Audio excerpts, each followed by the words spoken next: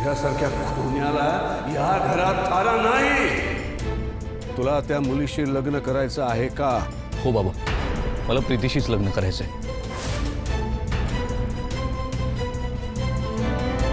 तसे जेलमधून सुटणारी कैद्यांचं खाणं मिळालं असणार की त्याला.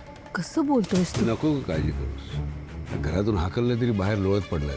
त्याला स्वतःच्या आयुष्याची काळजी नाही, त्याची काळजी तू करून काय होणार आहे?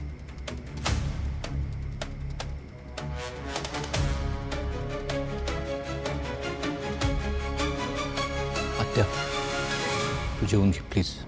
हे बघ, काही झालं तरी बाबा दीपला घरात घेतील असं वाटत नाही. नको उपाशी राहूस, प्लीज जेव.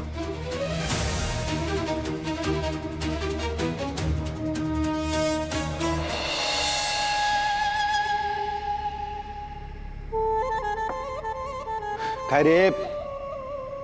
सॉरी, तुला शिवी नाही देता येणार नाही काय? अरे टिंबा टिंबाच्या, तूच म्हणाला होतास ना तुझा प्लॅन बुलेट प्रूफ आहे म्हणून. तुझा माणूस आत जाणार, दीपला भडकवणार, मग दीप त्याला ठोकणार आणि पुरुषोत्तमला त्रास होणार. यासाठीच पैसे मोजले होते ना तुला. झालं वेगळंच. तुझ्या त्या माणसानं दीपलाच एवढा मारला की त्याला जामीनच मिळाला.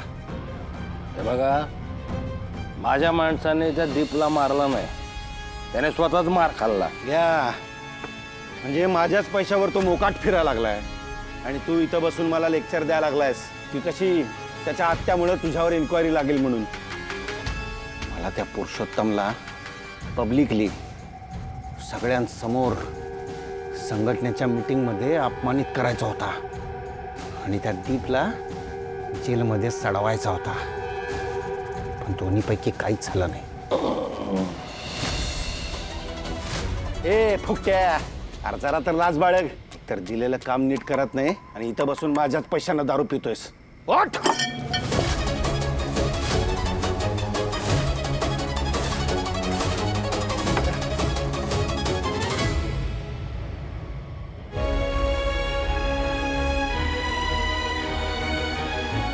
आई, आज मला कडक झोप लागणार आहे.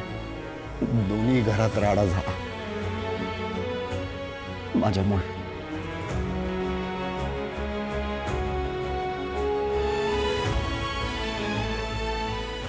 जे काय झालं ते झालं. प्लीज सगळं दादाच्या मनासारखं झालं. अरे मग तुला तर माहितीच आहे, आपल्या घरातले खुश, डबल खुश. आई मला तुझ्याशी बोलायचं.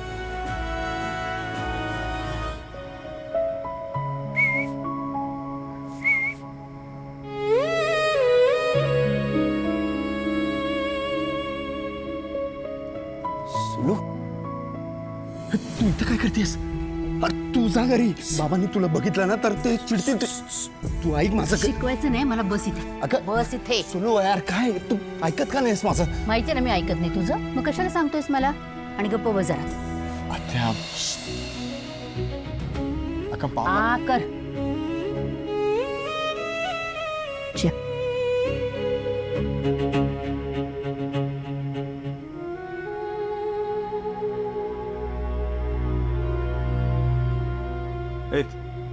इकडे बघ. तू काय रडतेस? तू ना प्रत्येक वेळेला संकटात सापडतोस आणि मला तुला काहीच मदत करता येत नाही, असं फार वाईट वाटतं मला.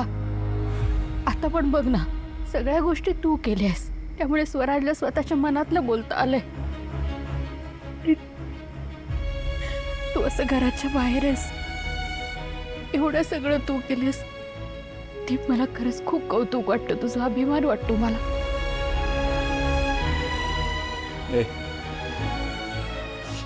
आजचा इमोशनल होण्याचा कोटा संपलाय माझा.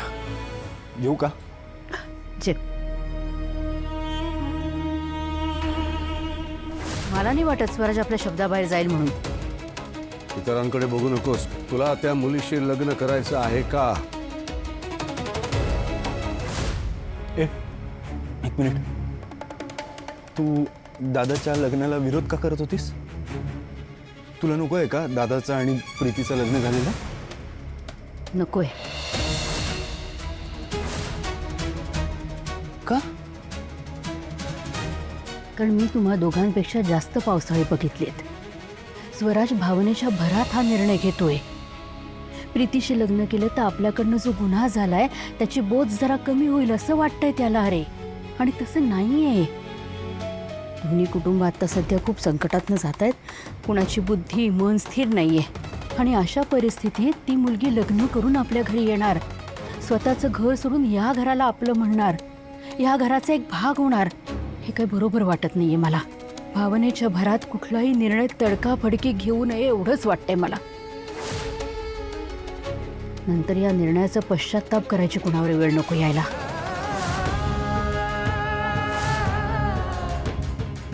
जेव जेव. तू जेवलीस का? मी पाहते, तू आधी जेवून घे. ठीक आहे. मला माहिती आहे मी नाही जेवलं म्हणल्यावर तू जेवली नसणार. दीप, हे काय झालं तुला? काय लागलं? अगं ते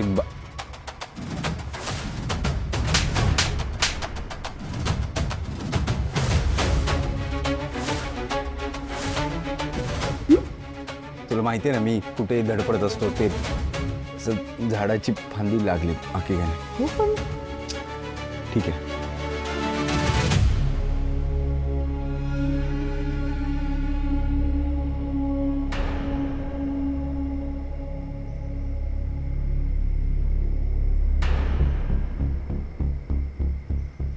माझ्या घरच्यांच्या वतीने तुमच्याशी बोलायला. प्रीतीचं लग्न माझ्या मोठ्या भावाशी स्वराजशी लावून द्या.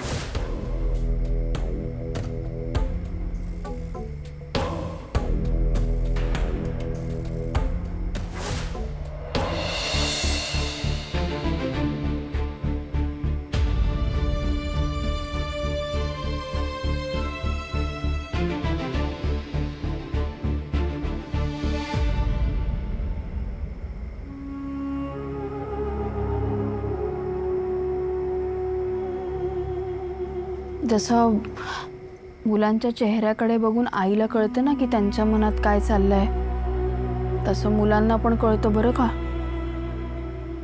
काय चाललंय डोक्यात. आणि अगं मगाशी मी प्रीतीताईशी बोलताना तू अशी उठून का गेलीस? ते आपलं असंच. हे बघ, तू कितीही टाळलंस ना तरी उत्तर मिळाल्याशिवाय मी काय इथून जाणार नाही. त्यापेक्षा चांगलं हेच आहे की तुला जे वाटतंय ते बोल. काय झालंय?